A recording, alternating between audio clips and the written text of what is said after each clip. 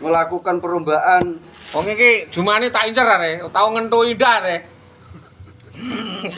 Kae oleh jumane BKD sak rentek sak kepala dinas 6 kepala sekolah rentek kudune. Ngono Mas. Pokoke wong-wonge Haryanto sing do ganggu aku 10 tahun itu rentek mbok piye carane. Nah, itu kan harus ada bukti. Alah wong anu wartawan kok ana bukti. Aku nek geger kok.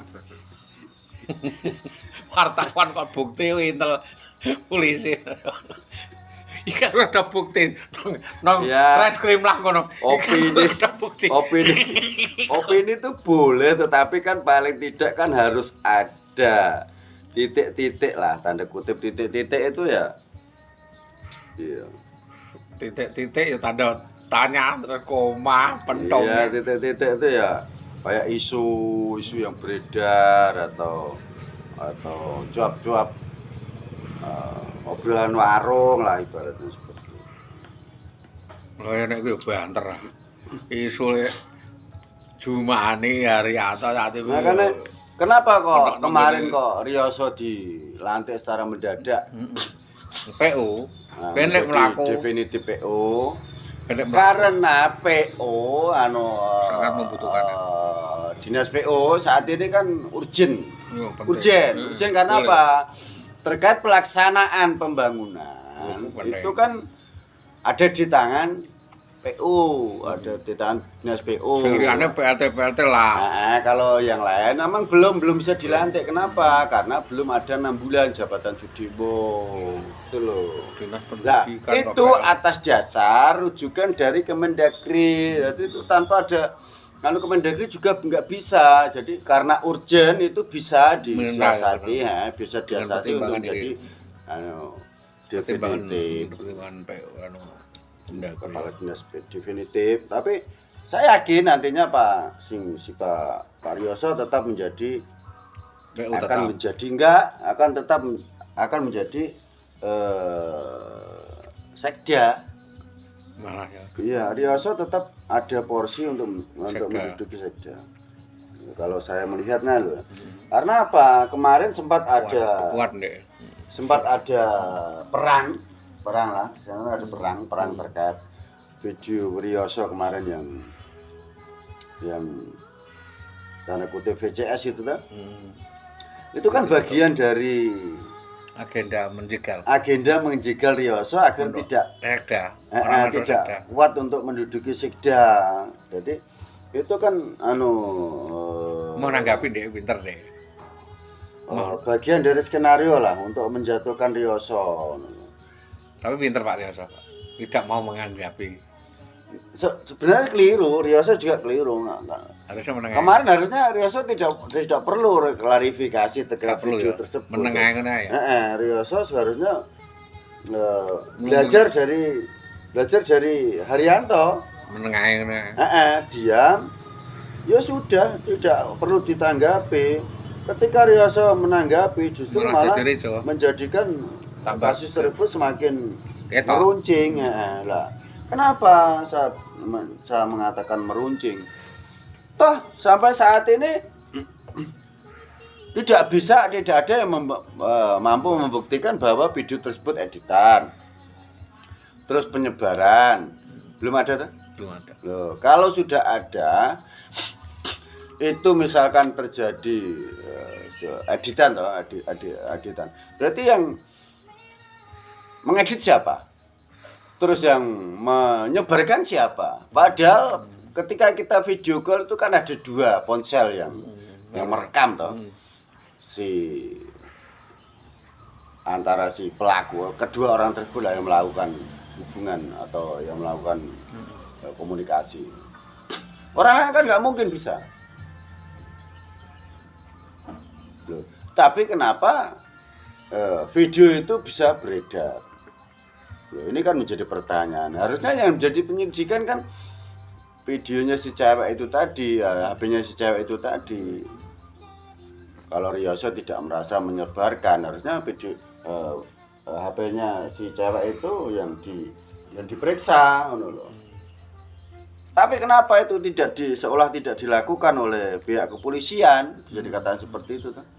Itu ke pihak kepolisian harusnya kan itu yang diselidiki. Kalau memang itu terbukti atau yang menyebarkan dari pihak cewek itu tadi, itu kan yang dijadikan dari situ. Itu kan bisa dilihat kemana larinya video tersebut disebarkan kepada siapa, semua kan ada tuh. Ada.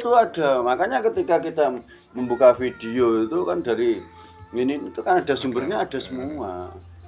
Itu enggak terusan video itu disebar tanpa ada sumbernya, tanpa ada jenis HP-nya siapa yang punya. Tanpa ada rekam jejaknya itu enggak ada. Ada semua jenis itu ada. Semua HP ini ada jenisnya masing-masing kok. Ada tipenya, ini HP ini keluaran ini, nomor serinya ini tuh ada semua. Jadi nggak bisa HP itu terus dipakai seperti sudah motor diganti plat terusan. Nggak bisa. Sudah motor juga ada nomor serinya atau nomor rangka, nomor mesin ada. Seperti juga ponsel seperti itu. Ketika kita ganti perangkat atau kita ganti ponsel, di situ kita tapi nanti Peter budu. Ya bukan budu, ayo memang budu kita. Itu loh. Aku setunggal dina ini akhirnya. Lah saya ya tidak bisa terus dicek dari HP saya, Pak. Aku mending ngono arek. Loh saya itu kalau di Blora, ya pakai akun Blora, Pak. Ngono aku mending ngono. Wong nanggone iku tek nanggone warung itu loh, warung warnet lho. Terus saya kalau upload ya di sana bedingin aku. Iya memang aku tak ngono. Makanya ketika aku iki mengalami sendiri. Hilang iki kalau. Saya punya akun waktu Mas Rianto belum dilantik. Saya kan serang terus itu. PDIP pusat serang terus. Bahkan saya sampai meneror lah ibaratnya sama. Ketika nanti Rianta tidak segera dilantik menjadi PAW, saya akan mau mengatakan mau tak blokir PDIP yang ada di partai. Itu justru malah akun saya yang diblokir. Jadi saya nggak bisa membawa, padahal akun saya itu ya tak akun, ya saya pakai ya itu untuk lapor. Sampai saat ini nggak bisa, akses nggak bisa. Sampai saya ganti HP, ganti nomor sekalipun, iya. Lucu tuh. Ketika ada koneksi antara akun dengan WA atau akun dengan akun yang lain, ada koneksi lah, itu nggak bisa. Padahal saya sudah pakai HP yang lain, bahkan sampai pakai nomor yang lain.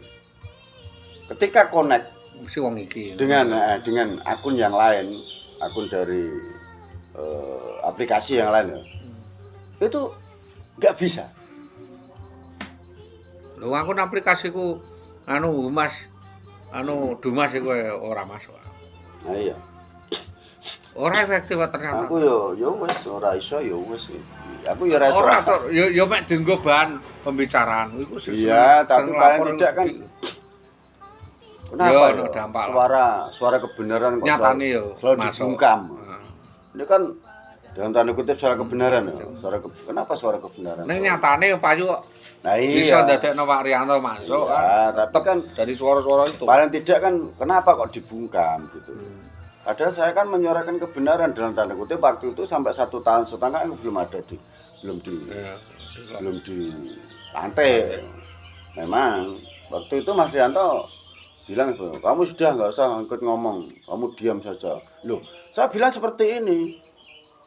Loh, ini kamu nggak punya urusan. Saya rakyat toh. Yang punya urusan saya, yang punya hak saya. Ketika kamu nanti dilantik, kamu menjadi wakil saya. Yang punya hak konstituen itu saya. Yang nyuruh kamu bicara saya. Karena kamu saya jadikan wakil saya. Jadi kamu nggak punya hak untuk mengatur saya. Nanti Anda yang saya atur karena Anda adalah wakil daripada saya. Bukan sebaliknya, oh, Anda gitu. mau ngatur saya nggak bisa. Ini hak konstitusional saya, konstituen saya. Saya harus memperjuangkan hak saya. Jadi kamu nggak boleh melarang saya, itu hak saya kok. Wah, bingung deh. Wis karepmu. Ya ora kok karepmu, memang seperti itu aturannya kok. Ketika saya punya hak, ketika saya mempunyai suara yang mewakili saya nanti ketika itu harus dilantik karena akibat dan sebab, saya harus bersuara, nggak boleh saya diam. Karena saya punya hak konstituen. Lah ndekne karo aku bingung, jadi ngeyel tinggi di alasan. Iya, bukan makanya kemarin waktu kasus-kasusnya si Pak Ijo, itu kan saya juga sempat mau melayangkan surat lah bisa dikatakan, mau malah menggelar aksi dan lain sebagainya. Tapi sebelumnya itu kan saya mau menghadap dulu kepada ketua DPRD paling tidak, mau untuk mewakili konstituen yang ada di Kabupaten Pati, bisa dikatakan seperti itu. Tapi pihak DPC nggak berani menemui saya dengan berbagai alasan, sibuk lah dan lain sebagainya.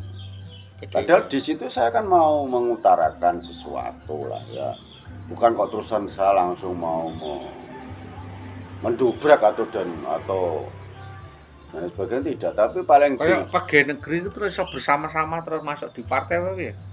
Nggak bisa. Lu nyatane? Maksudnya? Kayak bupati. Ini loh. Bupati ujian publik aja. Kayak Haryanto kan jadi PDIP 10 tahun itu. Begini loh. Otomatis kan sudah pensiun. Ya, tapi kan pensiun 0. Nah, Kudune enggak. 0 bagaimana? Enggak, baru masuk. Iya. Loh, waktu menjadi bupati kan sudah pensiun. Ngono ya. Loh, makanya banyak orang yang mengatakan bahwa Haryanto itu waktu jadi bupati itu sudah pensiun dari PNS. Ya sudah. Ya, makanya orang tuh banyak yang mengatakan begitu. Haryanto kok jadi anggota? Haryanto menjadi apa jadi PDI, Haryanto didukung PDI 2 periode loh. Yang bilang siapa? Itu kan orang-orang yang tidak paham politik dalam tanda kutip ya. Tak paham sama sekali tuh. Orang itu nggak paham. Oh, Haryanto pertama mencalonkan diri yang mengusungkan Gerindra, PKS, tambah PAN apa siapa itu. Urung PDIP. Loh, yang kedua, baru PDIP. ada berapa? Ntar dulu. Ada berapa partai yang 8 partai yang sudah mendukung secara aklamasi atau bisa dikatakan seperti itu. Masih belum maju sebelum mendapatkan rekomendasi dari PDIP. Terus menjadilah calon tunggal anggota kosong. Lah setelah orang-orang pada nggak suka Haryanto kok PDI yang disalahkan. Loh. Padahal PDI kan nggak pernah ngusung, bisa dikatakan seperti itu. PDI hanya memberikan rekomendasi itu saja terakhir. Terakhir bisa dikatakan seperti itu. Karena waktu itu PDI mempunyai calon sendiri, tetapi ketika waktunya itu mepet dan kalah koalisi lah bisa dikatakan seperti itu. PDI lebih melok di sana. Lah, setelah sampai hari pendaftaran, Haryanto juga belum mendaftarkan diri. Meskipun diusung 8 partai waktu itu. Kan bingung juga. Nah, ini kalau batal, kalau mundur dan sebagainya, otomatis kan dapat teguran dari atas. Lah bang, kowe iku ora di Pak kader dan lain sebagainya seperti itu. Padahal ya namanya perang politik itu kan pasti pakai hitung-hitungan. Gawe yo kalah paling. Misalkan mengajukan kadernya kan waktu itu kalah karena kurang persiapan, bisa dikatakan seperti itu. Ya kok setelah Haryanto lengser, salah no PDI. Yang diungkit-ungkit selalu PDI. 10 tahun dipimpin orang dari PDI, Partai tidak ada kemajuan sama sekali loh ya. Susah. Makanya orang yang tidak paham itu, orang itu melihat hanya dari ya sekilas sak berapa. Enggak, dari terakhir kali loh. Ketika saya dulunya ini tukang ngarit ya. Terus saat ini saya bengkel itu ngetaunya dia saya tuh bengkel dulu. Lah, ya bengkel enggak paham kalau saya dunia orang ngarit. Padahal saya orang ngarit sampai saat ini masih orang ngarit. Bengkel kan hanya untuk sekedar mencari sesuap nasi ya. Nek ngarit kan pekerjaan tetap. Kalau tidak akan lekang oleh waktu, orang atur nggak lekang oleh waktu sampai kapanpun itu. Beda dengan orang bengkel, warung teknologi dan sebagainya. Tapi kalau ngarit nggak mungkin lekang oleh waktu, karena teknologi nggak apa-apa. Meskipun ada tergerus sedikit lah, tapi kan tidak seperti bengkel dan sebagainya. Kalau orang bengkel saat ini kan sudah ada YouTube, sudah ada konten-konten seperti itu. Jadi orang belajar kan bukan dari sekolahan kayak dulu, bukan dari praktek kayak dulu. Saat ini kan melok uang nendek mana. Bahkan banyak bengkel-bengkel dadaan yang taunya hanya dari YouTube dan lain sebagainya. Mbah hasilnya yang penting dene bisa. Matang mentahnya nanti rara. Ya, meskipun tidak paham kualitas matang mentahnya besi. Aduh, iki ya ini kok tak